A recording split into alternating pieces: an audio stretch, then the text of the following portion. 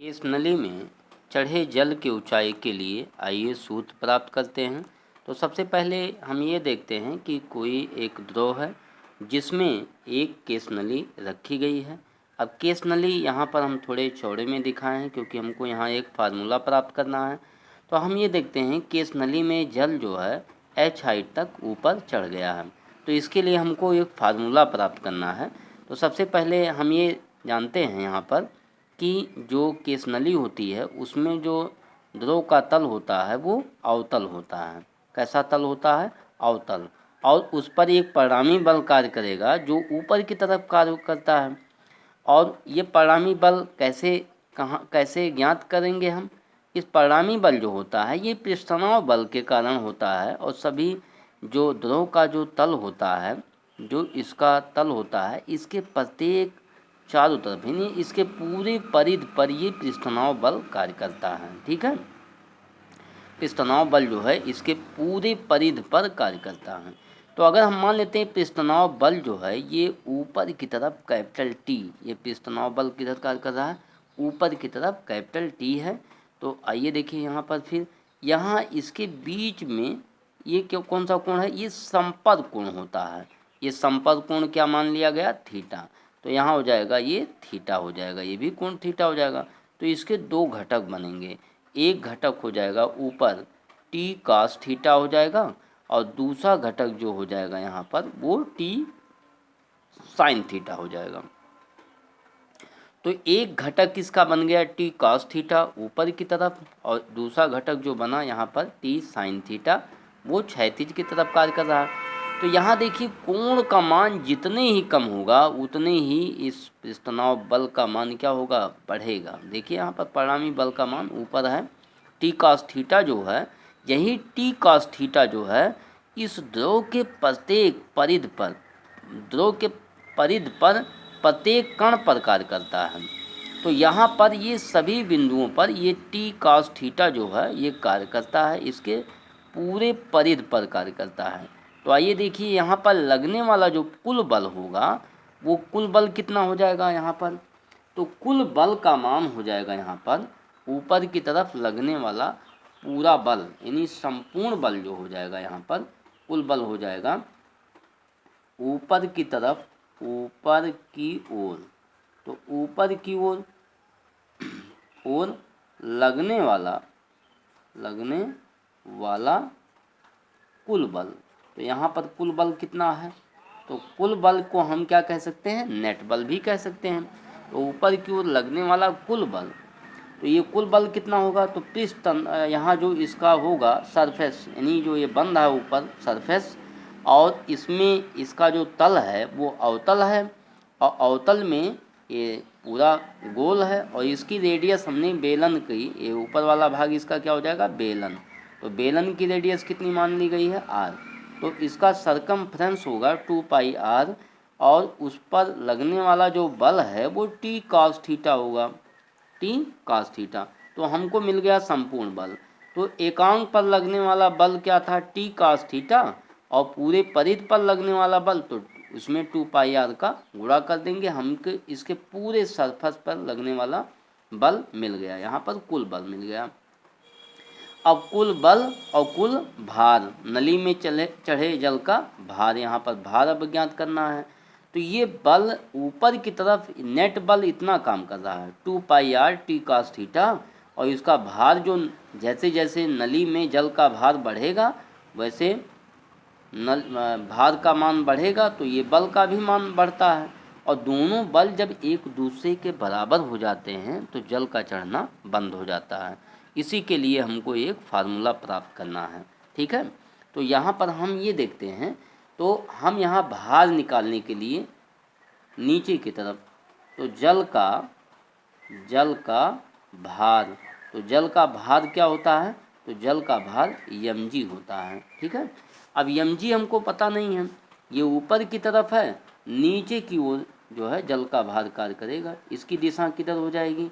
इसकी दिशा हो जाएगी नीचे की ओर। ठीक है, ये नीचे की तरफ कार्य करेगा, और दोनों बल जब एक दूसरे के बराबर हो जाते हैं तो नली में जल का चढ़ना बंद हो जाता है। ठीक है, तो आइए देखिए यहाँ पर हम क्या करते हैं, तो पहले हम इसका मास द्रव्यमान ज्ञात कर लेते हैं इसमें। तो द्रव्यमान के पहले हमको क्या निकालना पड़ेगा, आयतन। तो क्योंकि द्रव्यमान बराबर होता है आयतन गुणे घनत्व। यहाँ पर जो द्रव्यमान का फार्मूला है, तो द्रव्यमान बराबर होता है आयतन गुणे घनत्व। यहाँ रो क्या है, जल का घनत्व है। तो सबसे पहले हम नली में चढ़े जल का आयतन ज्ञात कर लेते हैं। तो आयतन ज्ञात हो जाएगा तो इस फार्मूले में रखेंगे, यहाँ हमको भार मिल जाएगा। ठीक है, तो हम आयतन निकालने के लिए क्या करते हैं, तो पहले ये बेलनाकार नली है, तो ये बेलन है, तो एच हाइट तक जो ये जल भरा हुआ है इसमें, इस बेलन का आयतन कितना हो जाएगा, पाई आर स्क्वायर एच हो जाएगा। ठीक है, अब यहाँ पर क्या होता है, ये यहाँ पर एक अर्ध बन रहा है, ये इस तरह का बन रहा है, यहाँ पर अर्धचंद्राकार बन रहा है। अब इसमें क्या करते हैं, अगर ये पूरा यहाँ तक जितना ये बेलन बन रहा है, इस पूरे बेलन का आयतन हम अगर लिख दें इसमें, तो क्या होगा, तो बेलन, तो यहाँ ये पूरा जो बेलन होगा उसकी रेडियस कितनी हो जाएगी, यहाँ से देखिए ये भी आर होगा और ये भी आर है, तो इसकी हाइट हो जाएगी आर और इसकी रेडियस हो जाएगी आर। तो इसका जो आयतन होगा पाई आर स्क्वायर एच होता है, तो एच की वैल्यू यहाँ भी आर हो जाएगी इस बेलन के लिए, ये जो छोटा सा बेलन बन रहा है, तो यहाँ पे हो जाएगा pi r square into are हो जाएगा। ठीक है, अब हम इसमें जो है ये ज़्यादा जोड़ दिए, यहाँ पर ये जो स्पेस है जो रिक्त है ये खाली है, अब इस स्थान को हमने इसमें ज़्यादा ऐड कर दिए हैं। अब ये क्या करना पड़ेगा हमको, इसको हमको घटाना पड़ेगा। ये अर्धगोला है, तो अर्धगोले का आयतन क्या होता है, तो अर्धगोले का आयतन जो बनेगा यहाँ पर वो हो जाएगा 4/3 पाई आर क्यूब होता है, तो उसमें 2 से हम भाग करेंगे तो 2/3 पाई आर क्यूब हो जाएगा। ठीक है, तो यहाँ पर हमने क्या किया, यहाँ पर हमने ये जो ए बी सी डी ये भाग जो हमारा यहाँ पे बन रहा है ये भी आर है, और यहाँ भी ये भी इसकी रेडियस आर है, और इसमें जो है ये आर और ये भी आर। तो हमने क्या किया, इस पूरा ए बी सी डी का आयतन ज्ञात कर लिए। तो ए बी सी डी का आयतन हो जाएगा यहाँ पाई आर स्क्वायर आर। ठीक है, क्योंकि हाइट भी इसकी आर है, और ये अर्धगोला जो ऊपर बन रहा है इसमें द्रव नहीं है, ये अवतल है, तो इसका आयतन हम इसमें से क्या करेंगे, घटा देते हैं। तो इसका आयतन घटाएंगे तो 2/3 पाई आर क्यूब हो जाएगा। ठीक है, तो अब यहाँ पर यहाँ इसको सॉल्व करेंगे, तो सॉल्व करेंगे तो हो जाएगा pi r square h plus pi r cube minus 2/3 pi r cube हो जाएगा। ठीक, ओके, यहाँ तक समझ में आ गया होगा। अब देखिए इसमें से कुछ कॉमन ले लेते हैं, इसमें से ये मान जोड़ देंगे इसमें। तो पहले इसको आप सॉल्व कर लीजिए यहाँ से, तो v = हो जाएगा पाई आर स्क्वायर एच, और इसको जब आप सॉल्व करेंगे तो यहाँ पर आएगा पाई आर क्यूब बटे 1/3, यही बचेगा इसमें। तो हम क्या करते हैं, कुछ कॉमन है इसमें, कितना कॉमन है, पाई आर स्क्वायर कॉमन ले लेते हैं इसमें। तो पाई आर स्क्वायर कॉमन लेंगे तो h/r/3 हो जाएगा। ठीक है, h/r/3। डियर स्टूडेंट, यहाँ अब आप ये जानिए केस नली क्या होती है। बाल के समान पतली नली को हम क्या कहते हैं, केस नली कहते हैं। ये बहुत ही बारीक है, तो बारीक होने के कारण इसमें जो केस नली की जो रेडियस है वो एच की तुलना में बहुत छोटी होगी, और छोटी होने के कारण इसमें हम 3 से और डिवाइड कर दे रहे हैं, तो 3 से जब और डिवाइड करेंगे तो और छोटा हो जाता है। तो h की तुलना में हम r/3 को क्या मान लेते हैं, छोड़ देंगे। अब बहुत छोटी वैल्यू हो जाएगी तो इसे हम क्या करेंगे, छोड़ देते हैं।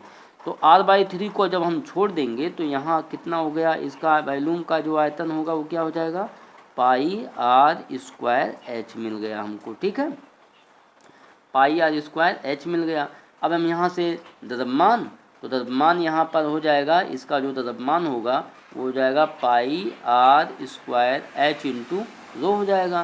तो जल का भार क्या हो जाएगा, तो देखिए यहाँ पर जो संतुलन की अवस्था में यहाँ पर जो बनेगा फार्मूला, वो संतुलन की अवस्था में अगर हम ज्ञात करें यहाँ पर तो क्या मिल जाएगा, संतुलन की अवस्था में आप बताइए क्या होगा। तो नली में जो कुल बल ऊपर की ओर लगने वाला जो नेट बल है, बल ऊपर की ओर लगने वाला नेट बल, यानी इसको हम आप नेट बल कह सकते हैं, और इसका जो भार है ये दोनों एक दूसरे के बराबर हो जाते हैं। ठीक है, तो यहाँ पर हम क्या कर सकते हैं, यहाँ लिखेंगे ऐसे। तो नेट बल कितना है, तो नेट बल आया है 2 पाई आर टी कॉस थीटा, और यहाँ पर भार कितना आया है, तो भार आया है pi r square h into rho आया है। ठीक है, ये इतना भार और इंटू जी, गुरुत्वीय त्वरण का भी इसमें गुणा हो जाएगा जी, यहाँ पर गुरुत्वीय त्वरण दिया हुआ है जी। तो m की वैल्यू ये ज्ञात कर लिया गया है, m का मान आया है, और यहाँ पर m का मान रखेंगे तो हमको भार मिल जाएगा। तो ये भार के लिए हम यहाँ पर पाई आर स्क्वायर एच रो, ये हो गया हमारा द्रव्यमान, और जी का गुणा कर देंगे, हमको मिल गया जल का भार। ठीक है, नली में चढ़े जल का भार मिल गया। आइए इसको सॉल्व कर लेते हैं। तो पाई पाई से कैंसिल हो जाएगा, और इसमें एक जो फार्मूला आपको मिलेगा, आर से आर एक कैंसिल हो जाएगा, तो टी बराबर मिलेगा क्या यहाँ पर, तो टी बराबर हमको जो मिलेगा यहाँ पर वो हो जाएगा आर एच रो जी, और बटे यहाँ पे क्या मिल जाएगा, देखिए यहाँ से पाई कैंसिल, आर से आर एक कैंसिल हो जाएगा, और यहाँ पे बचेगा 2t cos थीटा हो जाएगा, 2t cos थीटा हो जाएगा। ठीक है डियर स्टूडेंट, ध्यान दीजिए यहाँ पर। तो हमको एक सूत्र मिल गया, बहुत ही छोटा डेरिवेशन है, बहुत हार्ड नहीं है, इसको समझना बहुत हार्ड नहीं है, बहुत ही इजी है, और इसको आप बहुत आसानी से सॉल्व कर सकते हैं। तो यहाँ पर जो फार्मूला आया t बराबर आर एच रो जी और 2t cos थीटा आ गया।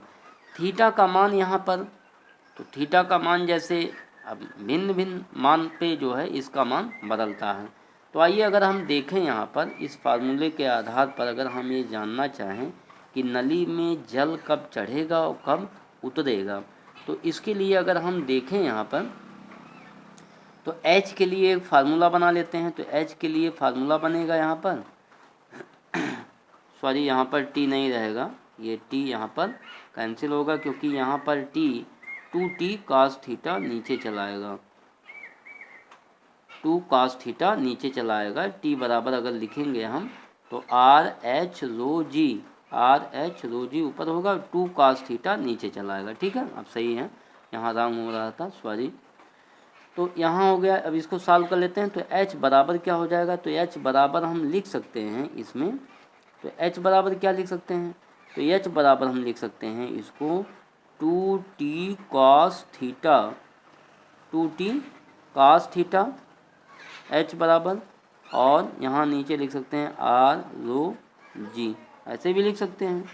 ठीक है, इस फार्मूले को हम इस तरह से, तो जैसे इस फार्मूले से स्पष्ट है H बराबर 2t cos थीटा आर रो जी, ये आया है फार्मूला हम लोग का जो डेरिवेशन है। सबसे पहले इसमें हम ये जान लेते हैं कि यदि थीटा का मान जो होता है वो 90 अंश से अगर कम है तो cos थीटा का मान धनात्मक होगा, और जब cos थीटा का मान धनात्मक होगा तो जल नली में ऊपर की ओर चढ़ेगा। तो इसका उदाहरण है जल और कांच। तो जल और कांच में क्या होता है, तो जल में जब हम कांच की पतली नली रख देते हैं तो जल उसमें ऊपर की ओर चढ़ने लगता है। ठीक है, इसकी इस फार्मूले से उसकी हाइट हम निकाल सकते हैं। यदि हम थीटा का मान अधिक है 90 अंश से, 90 से थीटा का मान अधिक है, तो जैसे कास यहाँ पर थीटा का मान 135 अंश हो जाए तो कास थीटा का मान ऋणात्मक होगा, तो ऋणात्मक होगा तो जल जो है, यहाँ पर जल नहीं होगा, यहाँ द्रव जो है नीचे की ओर उतरने लगेगा। अर्थात हम पारा अगर ले लें तो इसका उदाहरण है पारा। तो पारा में जो है, पारे के लिए थीटा का मान 135 अंश होता है। यही कारण है कि वहाँ कास थीटा का मान ऋणात्मक होगा, और कास थीटा का मान जब ऋणात्मक होगा तो यज का मान ऋणात्मक होगा, तो जल पारा उसमें ऊपर नहीं चढ़ता है बल्कि नीचे की तरफ उतरने लगता है। ठीक है, अब यहाँ थीटा का मान अगर 90 है, जैसे चांदी और कांच के लिए, तो थीटा का मान 90 है तो यज का मान 0 होता है। तो यहाँ पर हम ये जल जो है उस नली में नहीं चढ़ता है।